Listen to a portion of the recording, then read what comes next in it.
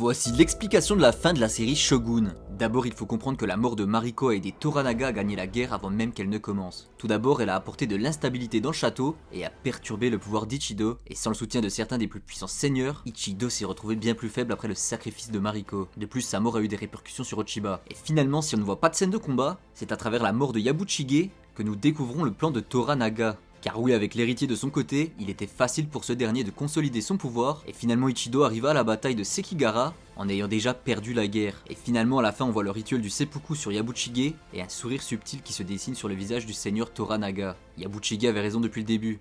Toranaga avait bien prévu de devenir shogun, et maintenant que Yabuchige est mort, personne ne connaîtra jamais la vérité. Mais alors que se passe-t-il ensuite? Eh bien le roman laisse entendre que John ne rentrera jamais en Angleterre, et qu'il a vécu le reste de sa vie au Japon. Le destin de Lanjin était en fait entre les mains de Toranaga depuis le début, ce qu'il n'a pas su réaliser.